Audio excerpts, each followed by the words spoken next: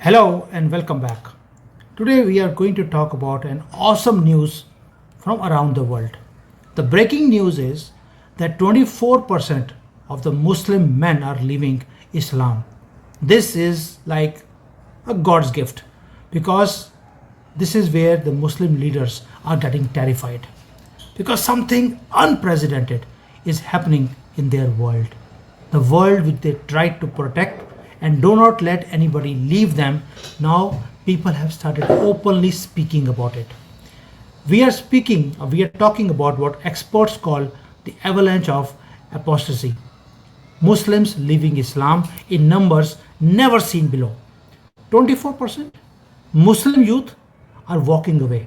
Anybody who goes for Hajj, 1 in 4 people never want to go back because they have seen the kind of things people do in their most holy place. Please let that sink in. 1 in 4. And the Saudi scholars have admitted that the Muslims going to Western countries now have a 30% chance of leaving Islam. 20 years ago, it was only 1%. And now the speed of leaving that cult is increasing. This is not just happening in the West, it is happening everywhere because there is an internet access. Before, things were different. Now, what has changed? 20 years ago, you never heard an ex Muslim. Now, they exist. Before, they used to be silent because there were threats of killing them. Now, they're openly coming on social media, on YouTube, and they're openly speaking against the cult. Please fast forward. Have you ever heard an ex Muslim 20 years back? But now you hear them. Ex Muslims are everywhere. YouTube, social media, comment sections, you will find them. And recently, a Muslim, he was called into a public forum where he was complaining that even the Afghan Muslims have started leaving Islam. His words were, they are living by the masses, a lot of them, and Islam is now in danger. Just one city, Afghan Muslims, and they are crying. The numbers they speak for themselves. Look at the testimonies. They are flooding in. Afghans, Christians, the Afghanis have started becoming Christians. They have started becoming Hindus. Iranians, they do not want to wear hijab. Somalia, they're leaving them. Bangladeshi Muslims, they're desperate to leave this fraud cult. Turkish are converting and they're celebrating their freedom. Indonesian Muslims, they're abandoning the Islam at a staggering rate. And critics say that these numbers are exploding. And one Islamic campaign in Indonesia, it claimed that in Indonesia, 2 million Muslims have already converted or become atheist. Egypt, 2 million people already left Islam. Iran, 1 million. Look at the numbers. Malaysia, Morocco, Algeria, West Africa, everywhere the pattern is identical. But why is this happening?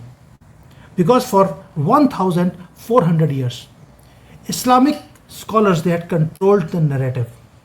You cannot question the book. And Muslims never heard a challenging or opposite statement against their faith. They never heard the other side. Everything was filtered from the religion, controlled, protected. You could not question. And now comes the internet. Suddenly, any Muslim with a smartphone can check the facts, whether the world is round or flat. And that itself questions whether this book was written by Allah. Who can be that wrong if the world is round or flat? That means something is wrong. He can see what his preachers are doing in private life. They can read Quran's violent verses and take the interpretations. They can learn from Muhammad's life about the kind of barbaric wars he fought, about his marriages with 6-year-old girl. They can hear from ex-Muslims openly, who have already left the religion, and they are speaking about the reasons also. So this is the reason that they can now compare Islam with other worldviews with an open mind. The information firewall which was created has collapsed. And once a Muslim starts reading and questioning, it becomes a domino effect. They have to fall out. And one testimony, it said it perfectly. That when I read from the internet, I was ashamed that my forefathers converted into this cult. The only country where the conversions are not happening in huge numbers is India. India has the third largest Muslim population in the world. 200 million Muslims are living there, and 100 million are illegally coming. That means total 300 million Muslims. Same internet access they also have. But they have got thousands, hundreds of thousands of madrasas where these kids are not allowed to go on the internet, study the book only, and keep the faith alive. The same questions which are asked in Iran and Indonesia, Indian Muslims are not asking themselves. And this is the challenge. Because India still tries to show itself a secular country. The family dynamics are still being protected. And the consequences are that Islam is thriving in India while declining all over the world. In India also, the ex-Muslims are now started surfacing, trying to convince other people to come out as quickly as possible. Stop being a laughing stock of the world. But the conversations have just started in private WhatsApp groups, in anonymous forums. The doubts have started spreading.